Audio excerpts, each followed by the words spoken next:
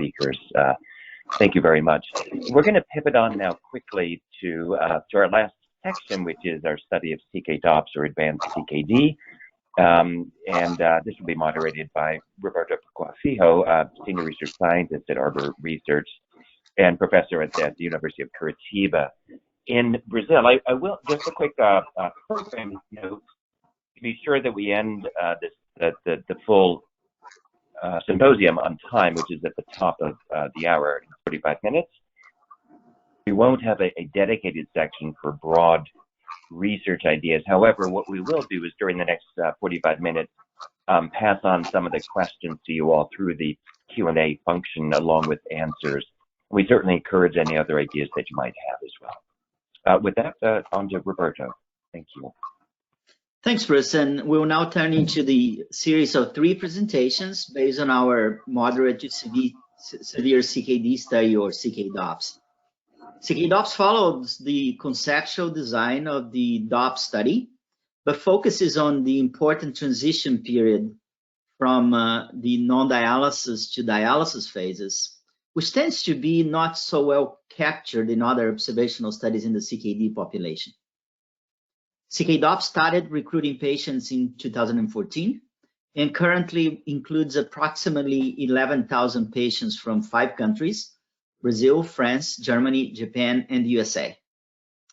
I would like to echo Bruce in thanking all investigators, study coordinators, participating patients, and study sponsors.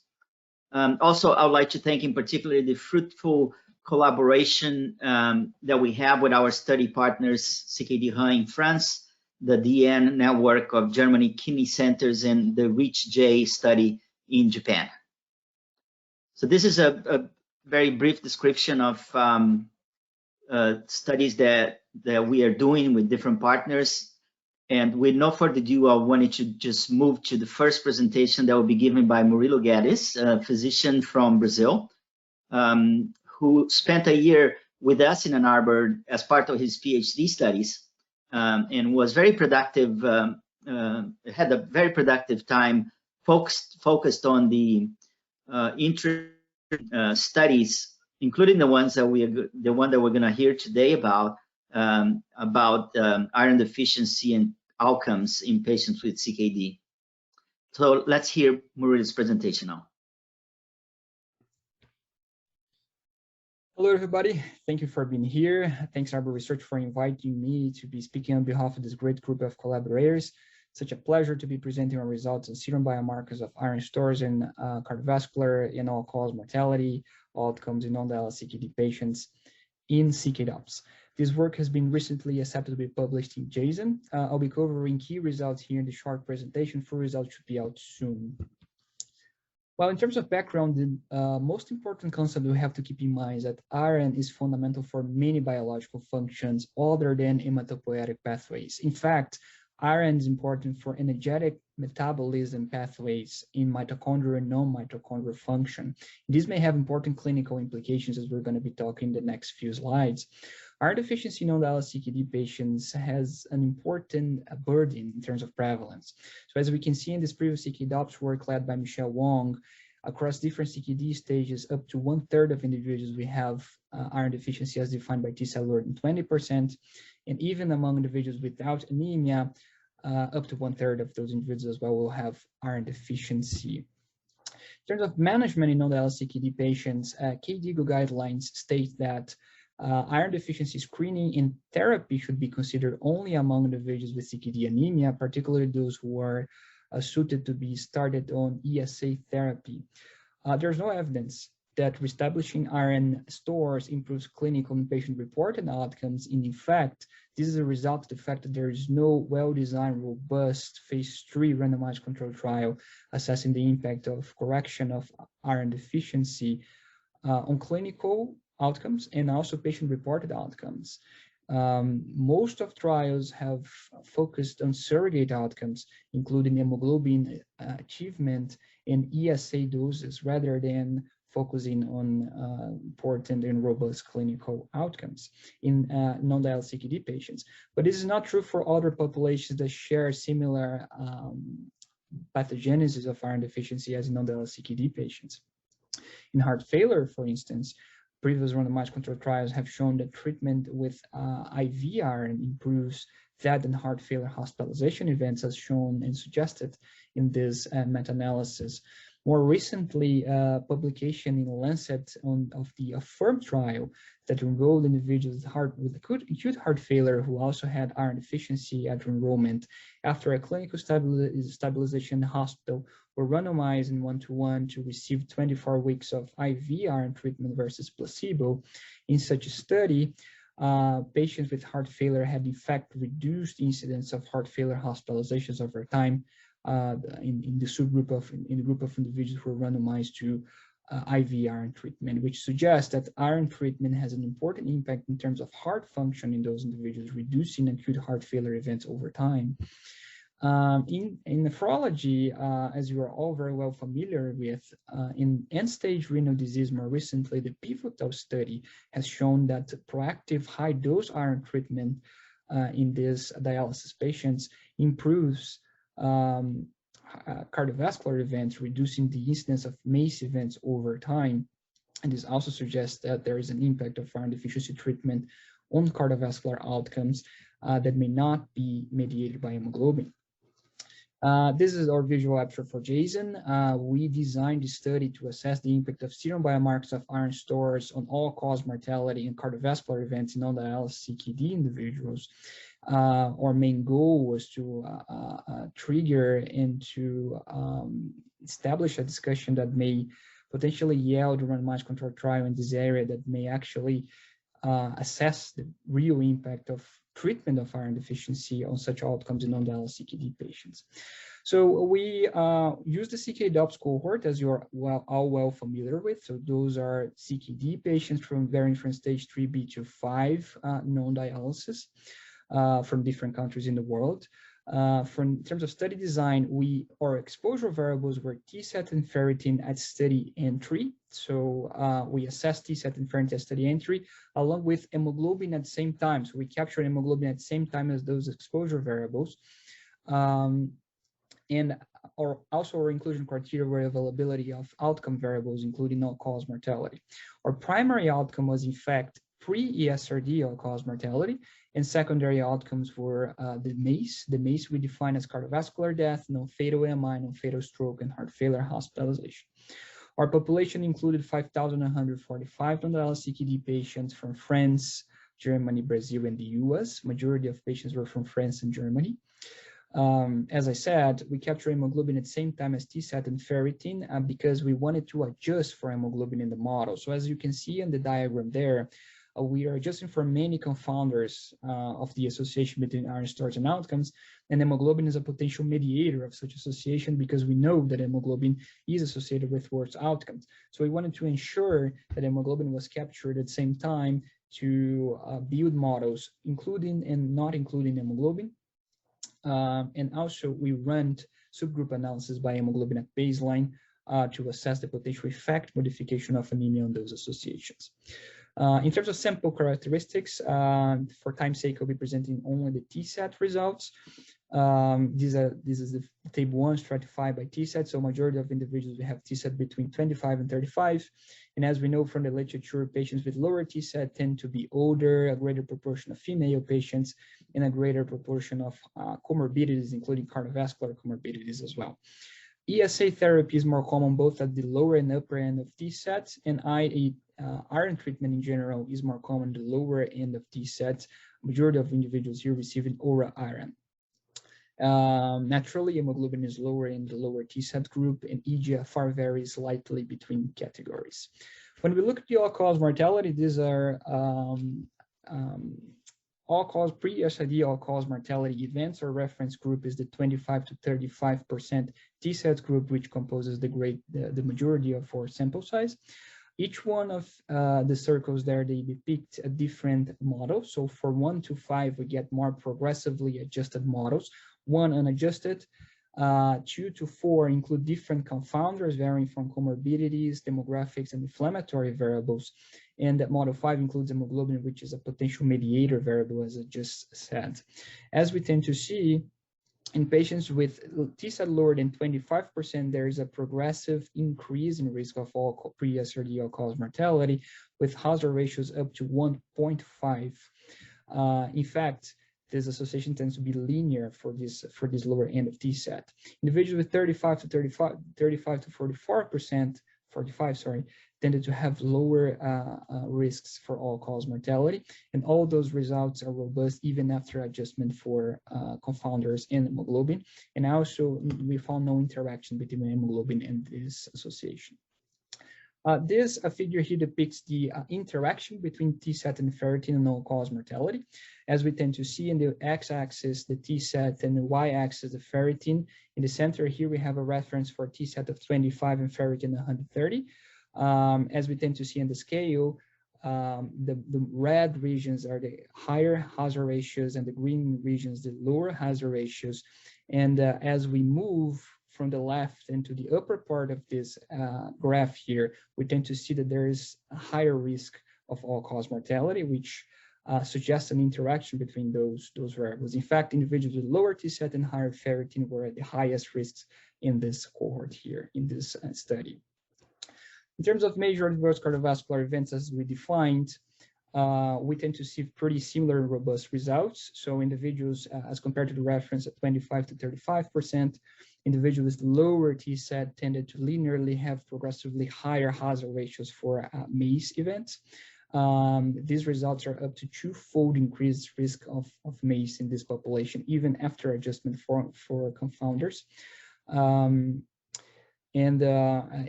Even after adjustment for hemoglobin, these results are true, and that there was no effect modification by hemoglobin as well. Finally, this is our visual abstract that we presented at the Kidney Week. This just summarizes our key results, and we're just going to be presenting in the next few slides. So in patients with non-dialysis CKD, with or without anemia, lower T-cell levels are associated with higher risk of all-cause mortality and MACE. All these results suggest that we definitely need well-designed randomized controlled trials to evaluate the impact of iron deficiency treatment on clinical outcomes in non-dialysis CKD patients. Thank you very much. Thanks, Murilo. We'll get back to you in our Q&A session at the end. So our next presenter is Natalia Lecarpinho, who's a postdoctoral fellow at the Renal and Cardiovascular Epidemiology team at INSERM in France. Natalia's been working on an interesting project trying to understand the international variation in the incidence of kidney failure. She will be presenting on this during the year at DTA in a couple weeks from now. And today she's going to be presenting to this group some of the preliminary results of that project. So let's watch Natalia's presentation. Hi, my name is Natalia. I'm an epidemiologist and postdoctoral fellow at the CKD team, and I'll be talking about international variation in the incidence of kidney failure in the CKDopps study. Data from national registries of kidney replacement therapy suggest large international variation in kidney failure incidence, as we can see in this world map from the USRDS Annual Report 2018. However, this data provide us with a partial picture of kidney failure burden worldwide, as 50 to 75% of individuals needing kidney replacement therapy do not benefit from it. Also, variations in practices of kidney replacement therapy referral and in conservative management may impact the rates of kidney replacement therapy initiation independently of kidney failure incidence. Additional information on the onset of low eGFR, as well as on patient characteristics affecting kidney failure risk, may increase comparability of kidney failure burden across countries.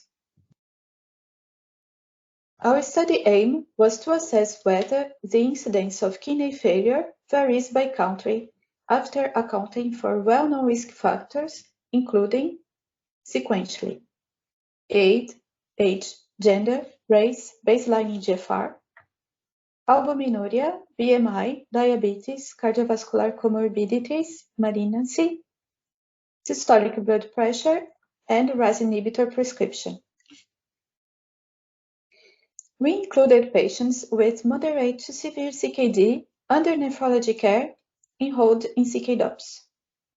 Recruitment was done from national samples of nephrology clinics in Brazil, France, Germany, and US from 2012 to 2017.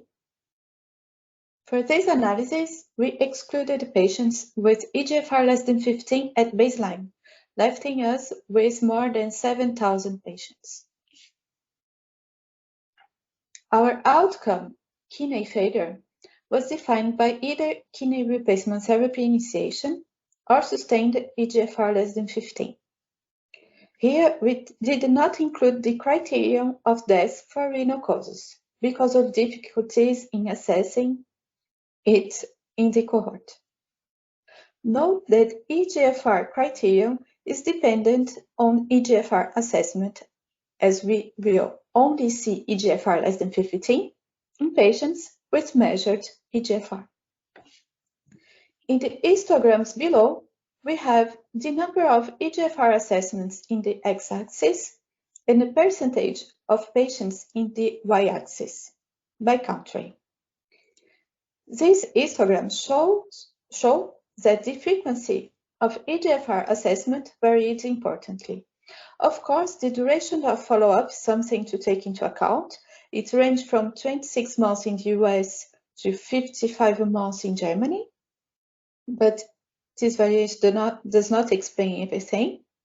Remember that CKDopps is based on real-life practices, so the frequency of eGFR assessment will likely depend on services availability, on nephrologists' practices, and importantly, on CKD severity, as we will assess eGFR more frequently in patients at higher risk of CKD progression. For statistical analysis, we used variable proportional hazard models to estimate adjusted hazard ratios of kidney replacement therapy initiation. And we used a particular model, the UNAS-DES model for interval sensor data, to estimate adjusted hazard ratio of sustained eGFR less than 15 and the probabilities of kidney failure. This model is a three-state model in which patients with CKD stage 3 to 4 are at risk of progressing to either eGFR less than 15 or kidney replacement therapy initiation. eGFR less than 15 is a transient state, so patients can start kidney replacement therapy after meeting this event. Kidney replacement therapy initiation is the absorbing state. With this model, we can take into account the uncertainty in the time to eGFR less than 15 for patients for whom the event was observed. We can also take into account the uncertainty in the onset of eGFR less than 15 for patients who met the end of follow-up without eGFR measurements below 15. Here are our results. Patients' characteristics differed across CKDopps countries. Median age was the highest in Germany, 75, and the lowest in Brazil, 67. France included more men than the other countries. Brazil and the US included more Black patients than the other countries. The frequency of diabetes was the highest in the United States, 55%, and the lowest in France, 44%. But the most important, there was large variation in the CKD stage at baseline. Note that France included much more patients with CKD stage 3A to 3B than the other countries. Here are event numbers. We already discussed about median follow-up.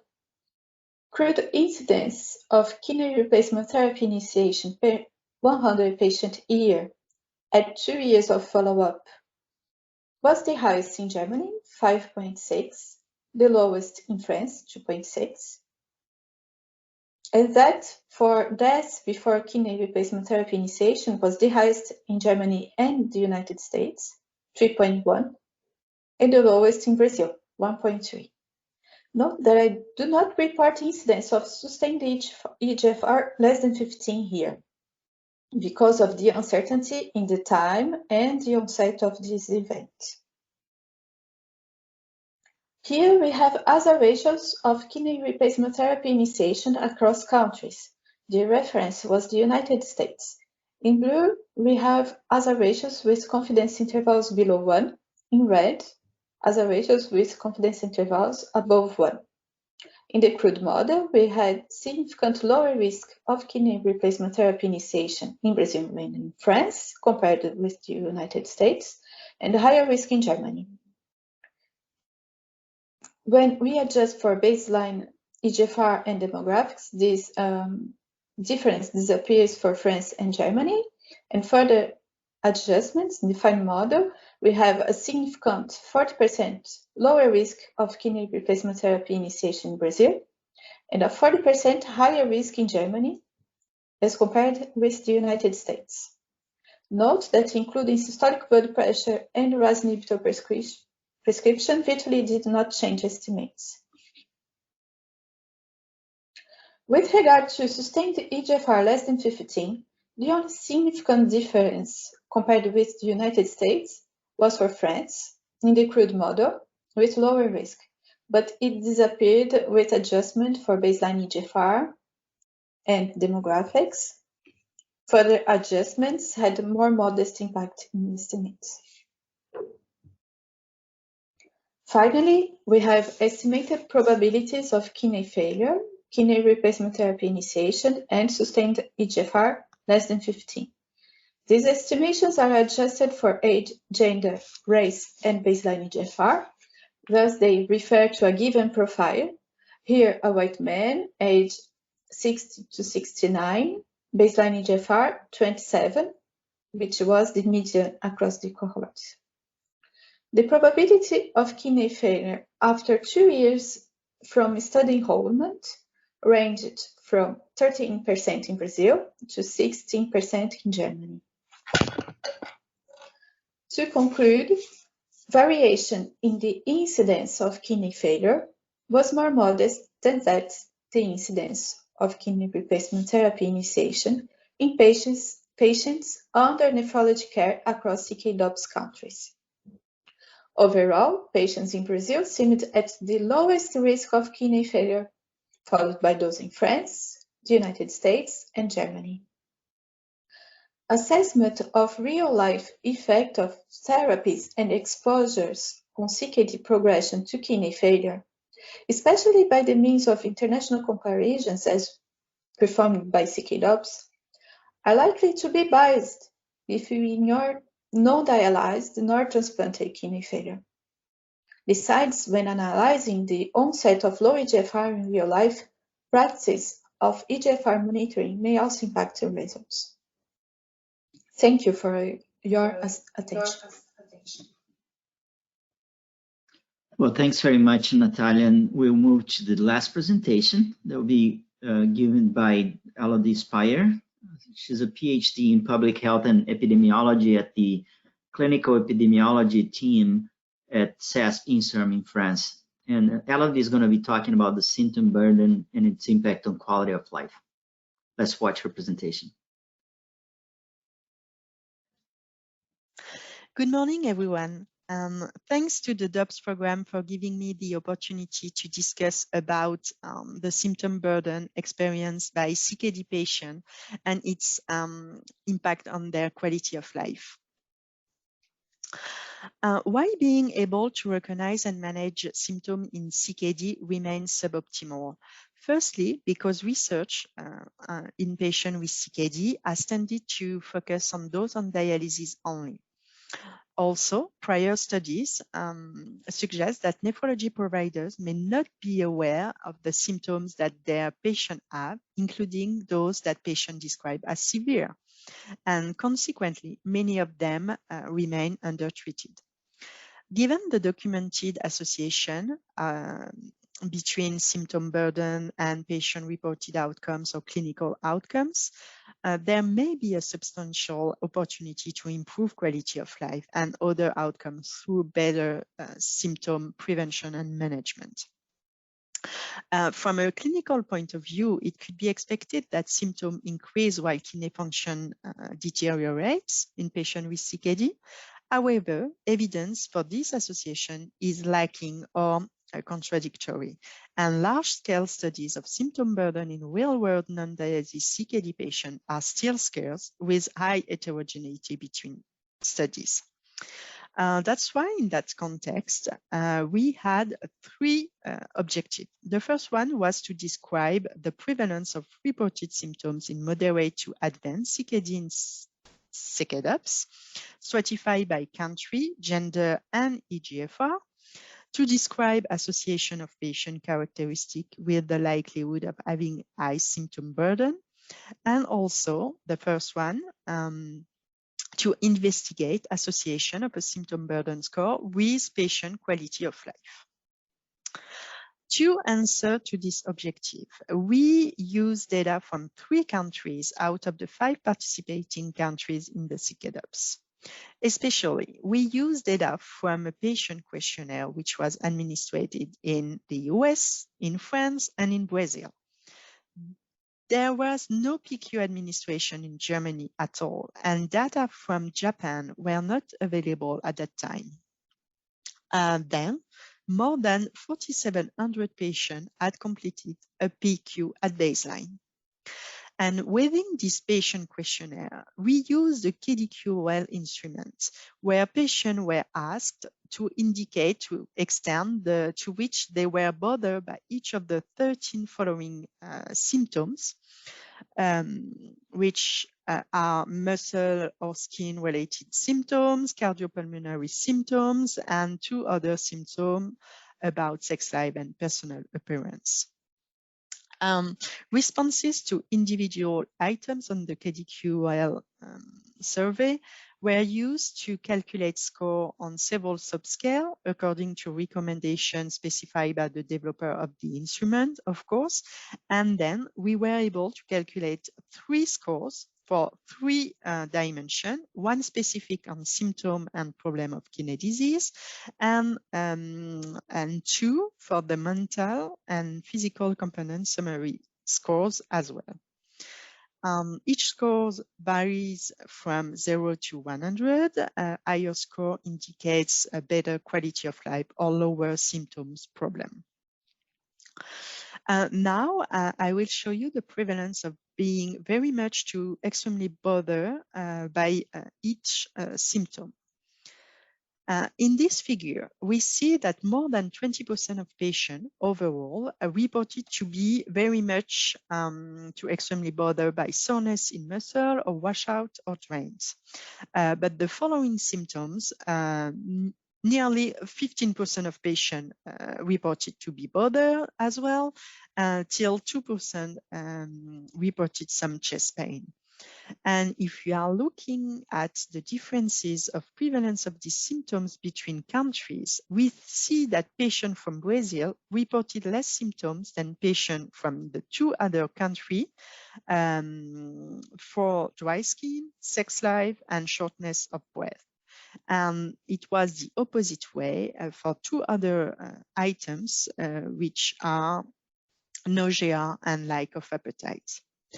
I would like to talk a little bit about these 4 symptoms because when we started this analysis, we noticed some translation issues for these specific items in the Brazilian version. And so that's why there is no data from Brazil here.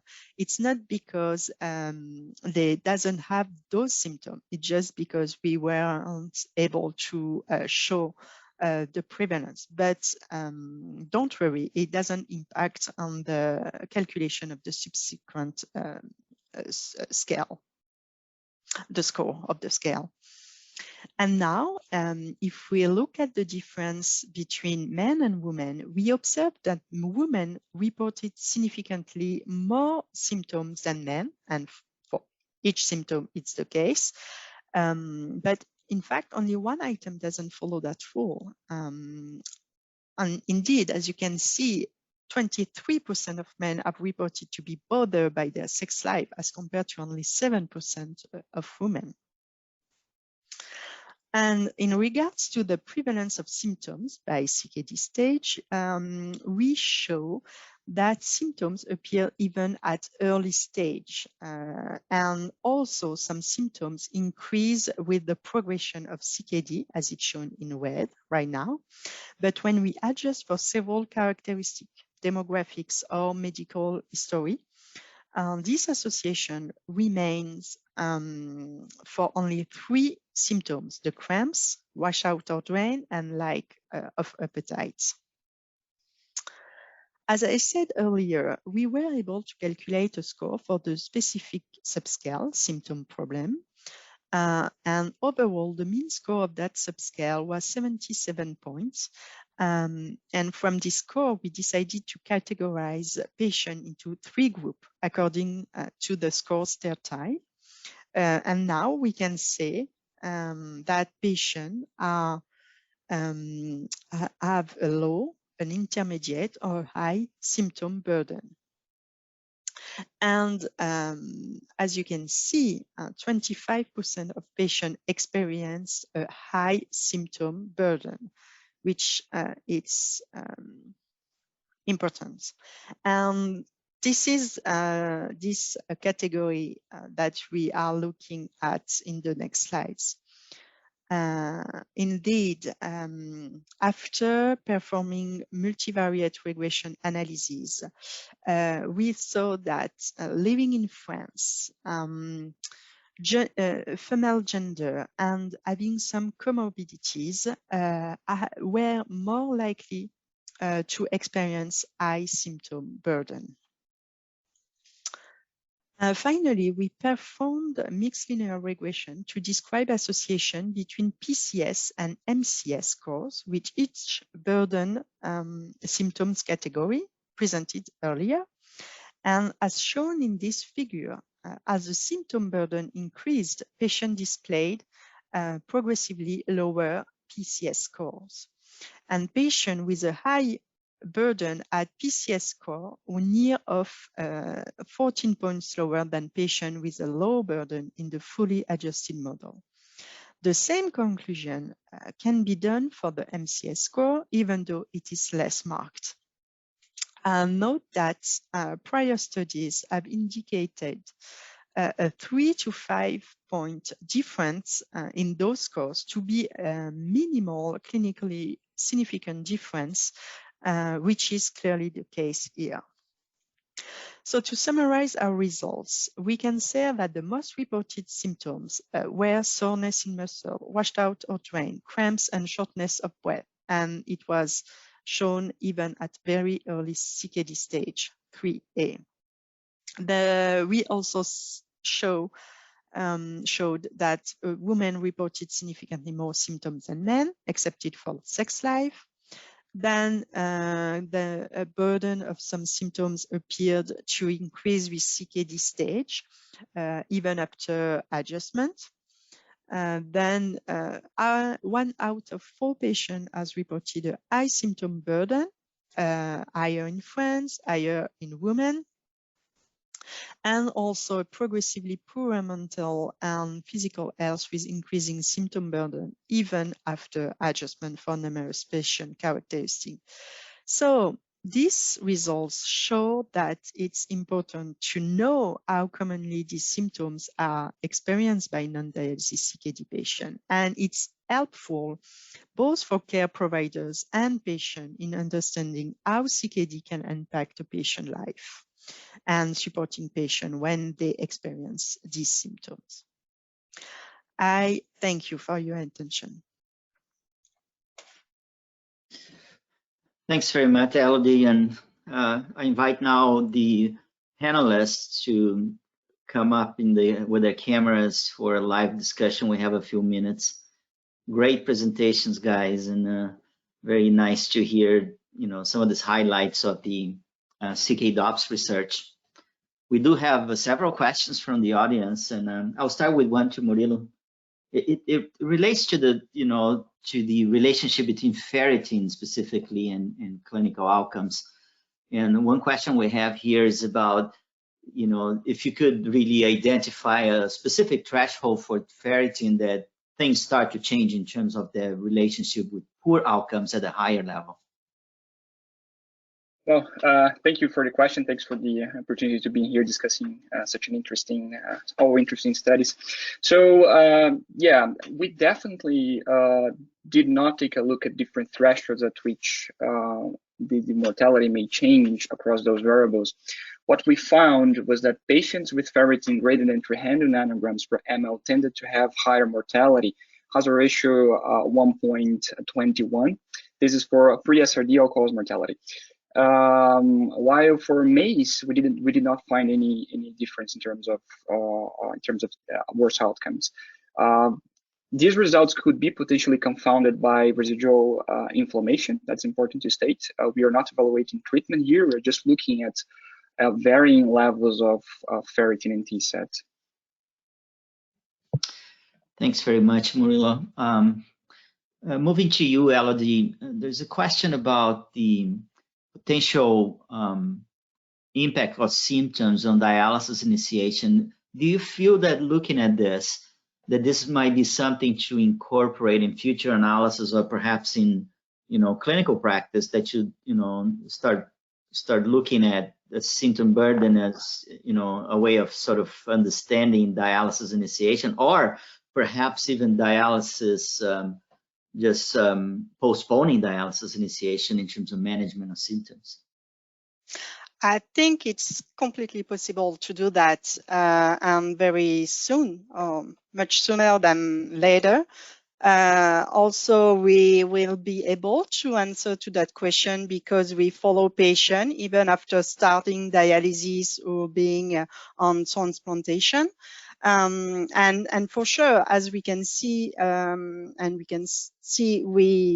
patients have a very high symptom burden and in early stage of CKD. So the sooner is the better. And I'm sure there is a lot to do to decrease this burden for patients, and also to recognize that patients with CKD, even at moderate stage, have a lot of symptoms. Yeah, for sure. Yeah, I think this is, it has a monitoring symptoms will have an increasing impact on practice. I'm just speaking here as a clinician, I think as we understand better symptoms and particularly develop ways of managing it, I think that we might change this important phase and decisions around the dialysis initiation. I think we've seen already since the IDEAL study that looked at two different initiation thresholds for using GFR, that there is a tendency to value less the number GFR and more how people are feeling. And I think your work adds a lot of value to understand the burden itself, and perhaps might be something that might generate a real recommendation when to start dialysis and at what dialysis start threshold we will be seeing the best clinical outcomes for patients in the long term. So I think this is really an area that's very important and has a lot of applications in clinic. Now talking about dialysis initiation, Natalia, thanks for sharing in the chat the average GFR values for different countries. Quite interesting, right? Because there seems to be a variation in the GFR level that in average patients are being transferred into dialysis in different countries. Can you expand a little bit on that? I mean, how do you see those differences and potential reasons for that? Thank you, Roberto, for the question and the audience. Actually, it's a little bit difficult to interpret this data because of missing data according which country. So the most reported data was for France and Germany. About 2/3 of patients had information within less than 30 days before kidney replacement therapy initiation. So they had eGFR of 9 and 10.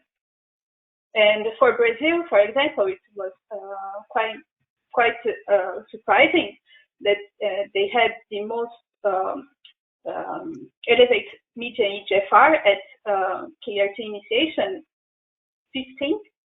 So must acknowledge that about 2/3 of patients did not have information on eGFR at this moment, and these patients had much more heart failure than the others.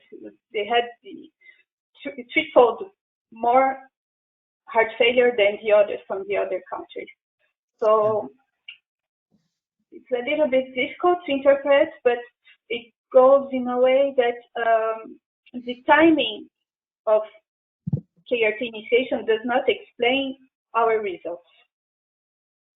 Yeah, that's right, Jim. Murilo, back to you.